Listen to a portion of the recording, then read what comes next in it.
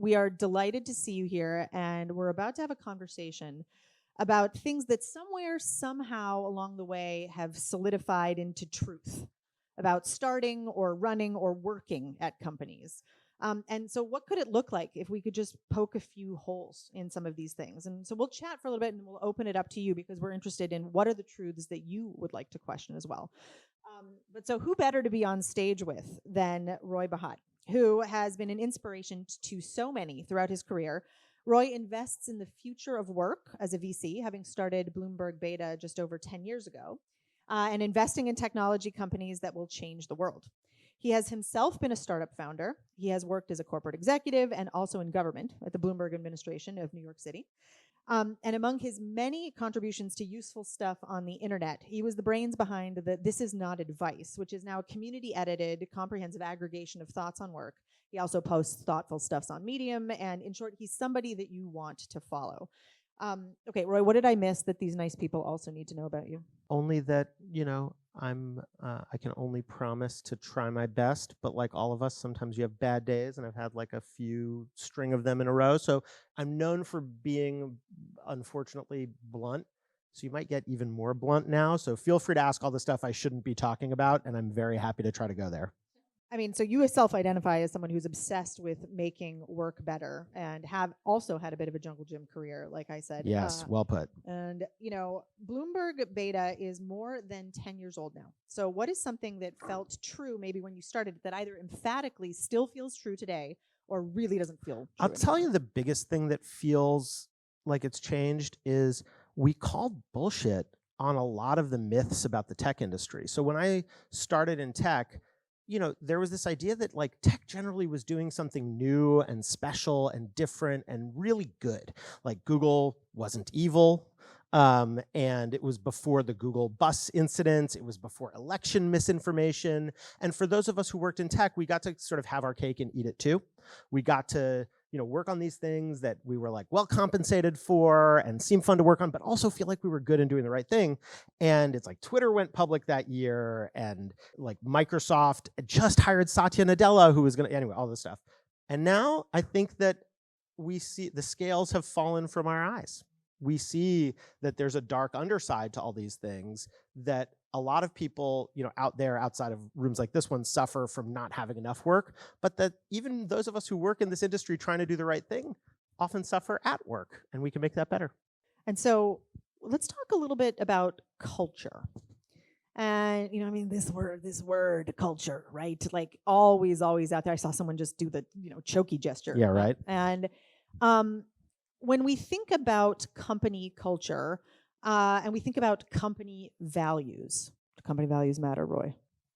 Not really. I mean, look at the most successful companies ever. And, I've been fortunate to get to see some folks up close, work. Obviously, Bloomberg is the LP in our fund, but I've worked, we've invested in companies like Slack and Flexport and Masterclass and LaunchDarkly and Replit and a bunch of others. And, none of them would I say like, this is the ideal way to run a company. Like founder mode, I think is both real and probably doesn't matter and is kind of nonsense all at the same time. But, you look at what those folks are doing, and the correlation between their ability to make their culture explicit and their ability to have a strongly defined culture that actually works for people is not that strong in lots of ways. And so to me, like I'm always trying to think about like what are the things that really end up mattering, and I do not think that they are stated company values. It's good to state company values. I'm not saying it's a bad thing. It's a good thing, but we somehow think that by doing that and having the session, we will somehow change the behavior of human beings, and that's mostly nonsense, I think. So what does work then? I think it's when you have tough choices to make, which I call this the right versus right conflict. There's an author, Amos Oz, who wrote about that with respect to conflict in the Middle East years ago. And all the most interesting conflicts are right versus right. When you have to choose between making the hire faster or allowing for more time to consider a more diverse pool of candidates. Those are both good things. Hiring fast is a good thing. A diverse pool of candidates is a good thing. When you make the hard choice, which one do you make? And then it's the storytelling about that. and which stories get repeated is probably more important than the value. Like people who work at Amazon have heard the story about how in the beginning, the value is frugality or being cheap or something like that. But the story is like, oh, we had to use doors as desks. And so the stories are the currency of the realm. And the thing that I recommend people who want to shift the culture of organizations do is pay attention to the moments that actually seem to define the real choices. Like one thing I tell founders is when you fire somebody, tell people why you fired them. And do it in a humane way, obviously. But oftentimes it's a right versus right. It's like, hey, we all loved that person and thought they were really great. And they failed to perform up to our bar in the following way. So we choose performance over likability. Let's say likability is good, performance is good. Make a choice. So make the hard choice and tell the story. And really, that sort of speaks to this, again, idea of the employees can't be trusted with transparency thing, which comes a lot in cultures. Yeah, and I think trust is a muscle. And so like we are unusually transparent as a VC firm. We're probably the most transparent VC firm. You can go to our website. You can see like the percentage of female founders that we've considered in our pipeline. You can see the questions we ask in diligence. You can see our legal documents. And before we did it, there was a lot of worry around, would people use this against us? And of course, if you're transparent, people will use it against you because people use everything for every reason. And so part of it is just saying, are you prepared to pay the price of working through that? And one thing I find with employees is transparency is a muscle in the sense that the more raw and honest conversation you have with people, the better they get at putting those things into context. And if you don't give the child candy and then you give them a lollipop for the first time, they're going to have a sugar high and go absolutely crazy. But if they have a little sugar every day, they'll learn how to manage their sugar highs. So it's a little like that. Right. Again, that sense of the bedrock of trust. I always talk about trust being, trust is sort of like digging a tunnel with a teaspoon. Like it takes a long freaking time. And totally. What are you doing? Well, still digging, right? And there's a mistake that's made by people who are trying to build trust in these sort of grand, showy moments. The kind of heroics where the founders can swoop in and solve a problem for someone. And like someone's car gets broken into and the founders do this whole thing. They put them up at the, and again, it's not that that's a bad thing, but if you're just lurching from showy 100%. moment to showy moment, right? It's like, well, I know it's boring that my kid is sick, but my kid is actually sick. Totally. Right? And I need to do a thing. Totally. And so like how, again, do we, frankly, just sort of honor like that slow, steady freaking work with the teaspoon? Yeah, I mean, look, trust is in my business where founders are my customers and we sell them money to invest in their companies. Trust is how fast did I answer the email? And, that's, there's this, I'll try to tell this story quickly. There's an old Jewish parable about a person who comes to the rabbi and they've done something wrong and they want support and their friend comes with them to lend support. And they go to the rabbi and they said, I did something wrong, really big and really awful. And the rabbi says to the other person, oh, what'd you do? Why are you here? She's like, oh, I'm just here to support. I didn't do anything. I mean, maybe 1,000 little things, whatever. And the rabbi says to the first person, go find the biggest boulder you can carry and bring it to me. And to the second person, the rabbi says, find 1,000 little rocks and bring them to me. And the two come back a few days later and got the big boulder and the little rocks. And he says to the person with the big boulder, put that back where you found it. And then says to the other person, put those back where you found them. And so the 1,000 little choices are the way that we make these decisions because you can't find where those 1,000 little rocks are. It's rippling out kind of throughout the whole universe. Yes. Oh, I love that. I thought you were going with the like marble and boulder in a jar. No, none of that. Guess 932 red marble. Oh, that's so good. So again, a little bit about culture and sort of these ideas that there needs to be, sort of culture set from the top, the monolithic, thing. So let's talk a little bit about founder mode, right? If you have not been living under a boulder, you have probably seen something about founder mode. I'd actually love to see show of hands. Yeah. Who read it? How many of you have read the founder mode piece? Okay, good. And I'm not suggesting you should have. I'm more just curious. How many of you have heard the concept founder mode bandied about somewhere on the internet? How many of you think that you're like, yeah, this sounds awesome to me? Okay. Yeah, well, I want to hear from that person. Because, by the way, I do think founder mode can be awesome. Like, it expresses a powerful and profound truth, and I really appreciate that you, maybe somebody else, other brave souls raised their hand. But sorry, I didn't mean to interrupt your question. Yeah, roll with it. I mean, founder mode, let's actually just quickly gloss over it so that people who didn't read the article know what it is, which is Paul Graham wrote an article, having seen a talk by Brian Chesky of Airbnb, about this idea that the conventional wisdom of scaling a company, which is that you found it and then you've got to like hand it off and you have to start delegating to other people, and then, the company will only scale in that way. And his supposition is actually that that's broken, right? That's not working. And that the founder mode that is potentially more not just lucrative, but one that really sort of actually continues to grow a company is this idea that you're in founder mode or you're in manager mode.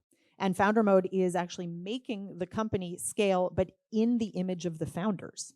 Molly Graham wrote a really interesting sort of essay about this, thinking about extraordinary companies being run by intense, brilliant founders, and actually the operator job is to teach the company how to act like the founder at scale. What do you think of that? There is truth to that. I don't think that is the whole truth. Look, one of the reasons why I think I struggle to like propagate messages on the internet is I'm a both and guy, and nobody wants to read both and. But let's just say it is true that no company that I've seen that is founder has a different culture than the personality of its founder, right? The personality of the founder ends up driving so much of the culture. But if it is merely about the personality of the founder, then you get some twisted stuff. And my critique of founder mode, I was reading the piece, and look, let's remember what everybody's interests are. Paul runs or started a program for founders. He wants founders to feel good about themselves. And founder mode, I think, is a real thing. All over the place. Yeah. But I read, or stated motives. It doesn't even have to be that ulterior. I read the piece, and he's like, and Airbnb has one of the strongest free cash flow margins of any company. It's like, why is he mentioning free cash flow margins or whatever it was? And then I looked at the stock price, and the stock price is like, and I was like, okay. By the way, Airbnb is an extraordinary company. I think Brian, from everything I've seen, is an extraordinary leader. And I can't see founder mode in the stock chart. And, back to Satya Nadella, I don't think anybody will accuse him of being in founder mode, yet it seems he's done an extraordinary job running Microsoft. And so I think the truth is there are times where you need to delegate and manage, and there are times where you need to insist and have an arbitrary point of view enforced by the moral authority of the founder. And picking which is which, that's the game. The game is not flipping all way and all the other way. The game is being smart about it and choosing well. Per usual, the game is in the messy nuance. Yeah, exactly. 100%. And I mean, again, I do think that there is something that is really valuable about this whole discussion vis-a-vis delegation, because that is something that I think generally people sort of have this, oh, I have delegated it or I haven't.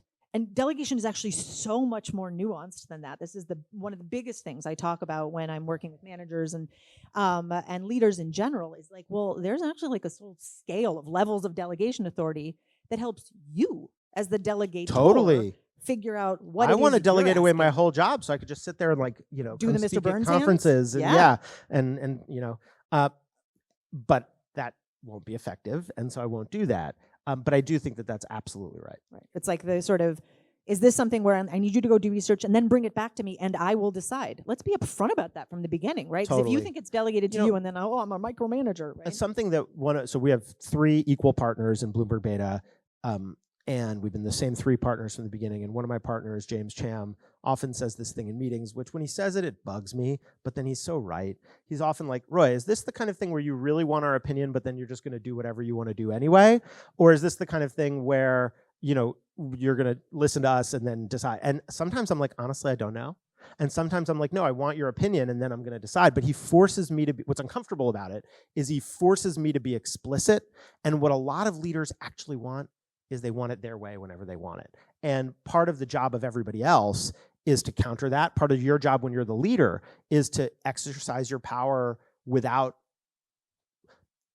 to be arbitrary only when you are being explicit about being arbitrary. This is a matter of taste. Somebody has to decide. We're going to choose to use the word delighted instead of excited because I'm the boss. And that's okay to do as long as others respect that authority. The other dynamic, and I think it gets to some of the stuff in the earlier guys talk, is I think there can be a real top-down attitude to all this of like, you imagine yourself as the leader. And it's like, well, am I going to delegate or am I going to be in founder mode? Am I going to listen to people and make them feel heard or am I not? And words like worker voice or belonging and all that, I think they miss a really important perspective, which is the perspective of the people being led. And so I prefer to think about power And the thing I think about, instead of like worker voice and inclusion is important. I think about that too. Belonging is, do those people have power? If they want to get done what they believe is the right thing to do, or what powers do they have? It's not an on or an off. And so thinking about it in terms of what, the problem with the survey thing is not whether you choose to listen.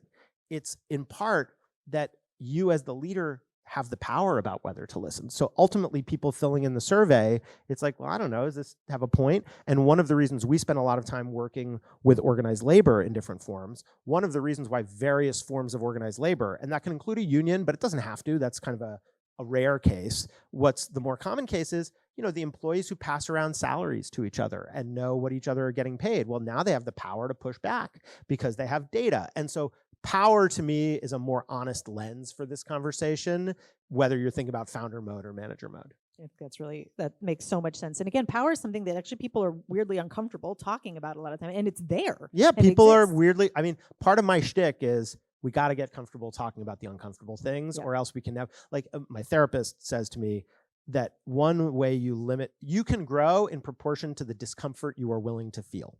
And say that again. You can grow in proportion to the discomfort you are willing to feel. So if you feel uncomfortable about something and therefore you avoid it, that clips your growth. So you want to talk about money? Let's talk about money. You want to talk about power? Let's talk about power.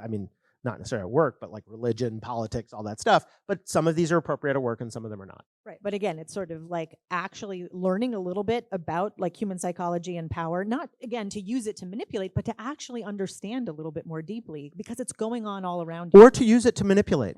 Just to say, like, the line between nefarious manipulation and power for healthy influence is also a little bit uncomfortable. And so there are good times where you manipulate somebody to make the world a better place or get your way, and there are bad times. And so even something as loaded, I'm intentionally going to the word manipulate. Obviously, manipulation is bad, but learning to use power to influence people is an essential skill. And if we aren't willing to talk about it because we think power is a dirty word, somehow icky. That we want to pretend. There are the things that happen, and they happen whether or not you pretend they're happening. So we might as well name them. And by having that conversation, this idea of, again, making the implicit explicit, this is a huge part of leadership, actually. I think that's exactly right. And why leadership is actually kind of boring. No, like a big part of leadership is repeating the things that you know to be true, that are as obvious to you as the air we breathe, to others who may not see them. And they're like, oh. And some of the best leaders I know, and one reason I'm not a CEO anymore, is because, as a CEO, you're repeating the same 3 priorities in like every meeting again and again. It gets boring. And your brain is like, oh, they already know this. Yeah. Oh, you got to say it again. They don't. Right. But you see politicians, they have a stump speech, that for a reason. Yeah, exactly. It plays an effective role. And so I was not willing to be that bored. Mm-hmm. Fair enough. Could do something. The analogy I use a lot of the time is actually talking about stage makeup. If you've ever done any kind of work in the theater, when you're up on stage, the amount of makeup you have on your face is, it's like clownish. But in the audience, it reads. Yeah, that's a really good analogy. So you have it on there. It's a really good analogy. And again and again and again, and no, they don't know it.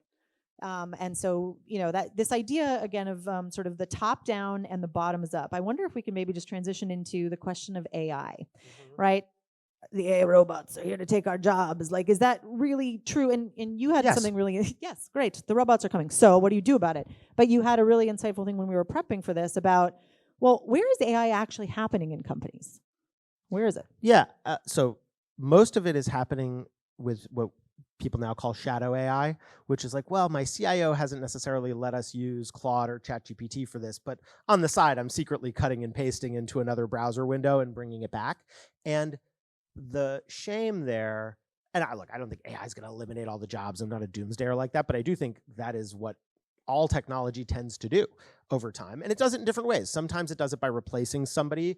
I call that a loom, like a spinning loom. Sometimes it does it by extending meaningfully what you can do. A crane, if you think about a crane doesn't replace a person's job. It allows a person to do something they never otherwise could have done. Lift really heavy stuff. Yeah. And right now, it's not so much that we're in the implementation phase of AI, and I don't just mean generative AI and LLMs, but I mean all kinds of predictive software. We're in the discovery phase where we don't quite know what it's useful for. And an analogy I heard, kind of like the early days of when spreadsheets got introduced, people thought they were going to be for financial analysts to do budgets. Who knew they would be for your list of guests at your wedding? And like that took a lot of effort for people to figure out. And so what's happening now at companies is this shadow AI is happening. People are using this stuff, but because they don't think they're permitted to share, or because actually they don't have the incentive. If you discovered an automation that could eliminate 10% of the jobs at your company, you have no incentive right now to bring that up. In fact, quite the opposite. You'll be hated by all your coworkers. And by the way, like there's real risk there. I don't want people to like be put out of work and suffer. You have to figure out how to manage those risks. So there's real reason. But as a result, we don't discover effectively the best ways to use these technologies. And so to me, the one word right now is discovery. We're looking for looking for the wedding list use case. Which again seems so many steps away, but now seems so obvious in retrospect. Only in retrospect. Right. And so when you are working with founders, and are you seeing teams that are smaller now than 10 years ago because, like, you know, on the way to product market fit, they can just have It's a fewer great question. I wrote a piece years and years and years ago about waiting for the one-person billion-dollar company. And I keep thinking it should be more and more possible. I do not see smaller teams. I think the team size is a little bit constrained by trust, by back to trust. They move along with the cadre of people that they can work with. I do think they can accomplish more in less time. So it's less that it's expressed in smaller teams and more in greater powers, I think. But I'm still not sure.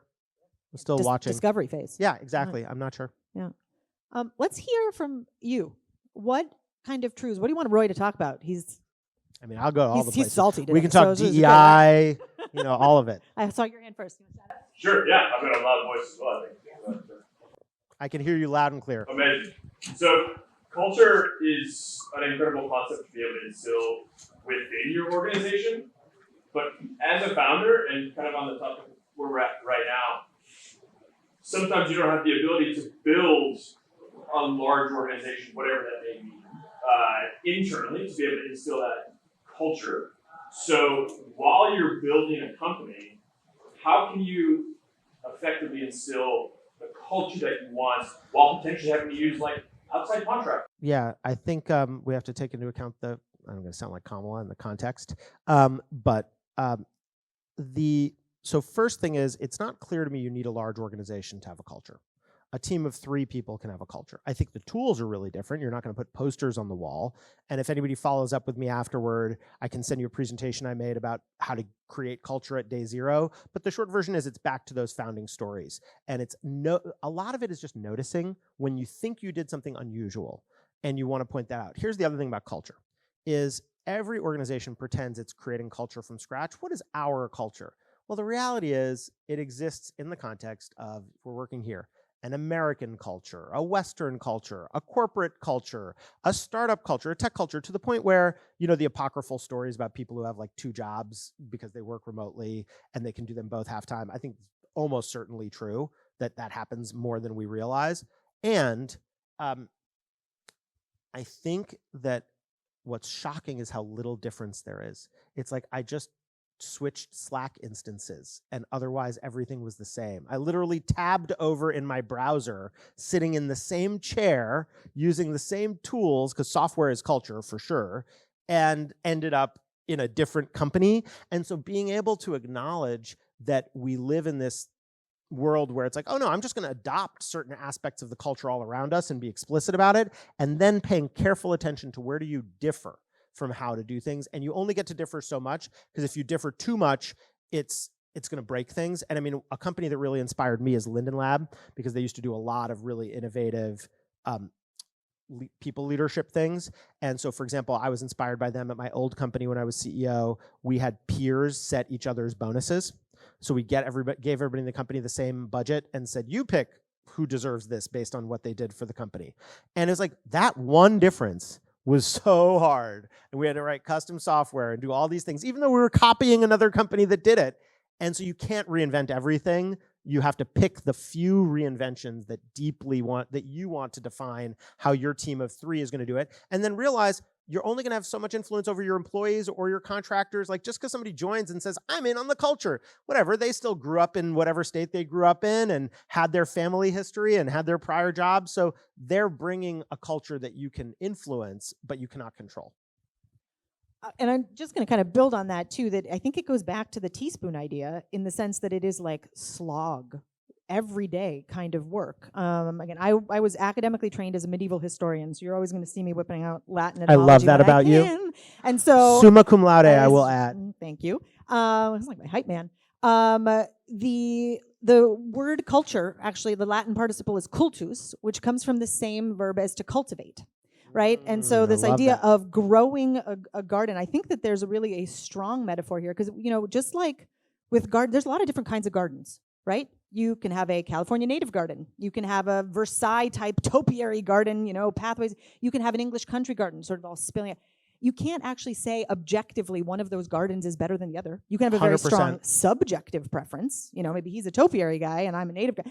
And at the same time, right, like you can have all these different cultures and you just get to pick which is the garden you want to be in. And then let's extend the metaphor one more minute, which is you actually have to pay attention. You can't like set the garden and be like, I'll be back in a quarter to weed. You don't grow the garden by putting a poster on the wall. That too. And it won't work. Right? And the thing about gardens too is like they're actually kind of wild. You'll go around a corner and you'll be like, whoa, there's a plant there. Like, did a bird poop out that seed? Like, where did that come from? And that really, I mean, again, the idea that you are all gardeners, it's actually a collective gardening project. And again, are there days where you're going to do like massive weeding? Yes. So I'm abusing this metaphor, but you get it, that there's lots of different ways to do it, but it all takes actually consistent work on the part of not only you as a founder, but all of those people. I'm going to go to a very difficult place right now with that, if that's okay, because I know we only have a few more minutes, but I love the gardening analogy. I wrote a piece years ago about how we use the language of war too often in business. Even like going on a retreat is a war metaphor. I mean, if you really, the word company is a military word. And I love the gardening metaphor. And one of the areas in modern culture, and especially modern work culture, that I think especially at a conference like this is challenged right now, is DEI. The section of the garden that is DEI has less sunlight than it had before. It shouldn't be a section. Sure, but it is. I mean, there's a DEI function in organizations. It also, like other parts of the garden, sales is a section of the garden, but also permeates the whole organization. And I think that garden, if we want, so I say this as a person who deeply believes in diversity, equity, and inclusion. We have a section, a DEIJ section of our website, that we're really proud of and spent time on. And DEI, the function right now, is there are weeds growing in that garden. And there's a lack of sunlight. And I think some of that is because the world in times of economic struggle tends to turn away from the doing good that we can do. Some of it is because I think we could use a little more forceful, and I try to do this, but a little more forceful support of the word excellence around DEI. Like one of the reasons, not the only reason I'm committed to DEI, but one of the reasons is because I think it's a way for organizations to win. And we got to be obsessed with winning. If you don't win, you don't exist. Most of our organizations compete, so you don't get to choose between doing right and doing well. You have to use doing right in service of doing well. Not true for the government, but it is true for companies. And now I'm going to say the really uncomfortable part, which, just in the name of being in a safe space, which is, and I'll go back to my Judaism for a second. I think one of the weeds in the DEI garden right now is that DEI as a function has grandly mishandled anti-Semitism. And I say this as a person who believes that the Palestinian people deserve to have self-determination and freedom. And many Jews, and I'm in lots of Jewish communities, many Jews felt themselves to be allies of DEI until they realized that they were the ones whose kids were scared going to school. And they were the ones who felt like a word hurt them and nobody cared. And all the Jews wanted was the same respect given to many other groups. And we can debate over reasons. This is super complicated. But I'll just say, as a practical problem for people who care about diversity, equity, and inclusion, unless every group that feels discriminated against can feel like they have allies, that garden's not going to grow. And I think that's one of the great challenges facing DEI right now. And again, this idea that connected to the business is really an underpinning. I mean, same thing happens in the HR function. If the HR function sort of sits out on HR island 100%. and is just sort of, we're doing everything HR, is everything. It's a business function, right? Totally. So again, how do we think about all of these things as business people, which doesn't mean we're cold-hearted, only like, let's print the money, but truly how in companies do we think, about culture, about these different, again, parts of the garden, and continue to look at how do we unify them into a Can I whole. say, I think Yeah. that's such an important point. There's this philosopher at the University of Michigan, Elizabeth Anderson, who writes about work. And she's been writing lately about this old work called The Protestant Ethic and the Spirit of Capitalism, which is Max Weber talking about sort of the roots of, in that case, Christian religion in the work ethic. And it's been corrupted by a lot of modern thinkers to say, like, that means work very hard.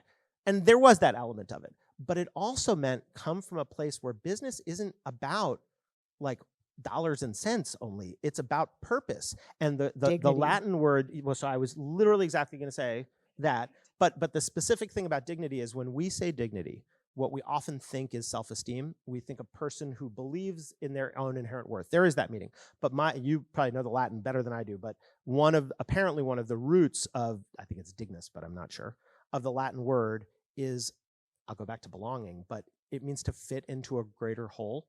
And so dignity in work comes from, like, the nobility comes from necessity. Like, I'm doing this because I know I'm needed, and I'll finish with maybe another parable, which is not a Jewish parable. But there's a story that I think my therapist actually also told me about the 3 ditch diggers. Anybody know this 3 ditch diggers story? The 3 ditch diggers story is there's a man traveling and he's walking along and he sees 3 people digging a ditch.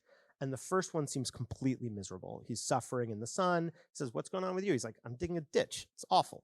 Goes to the second one. The second one seems like, okay. He's like, "Oh, you seem better. What's going on with you?" He's like, "I'm making a house." And the third one's just beaming.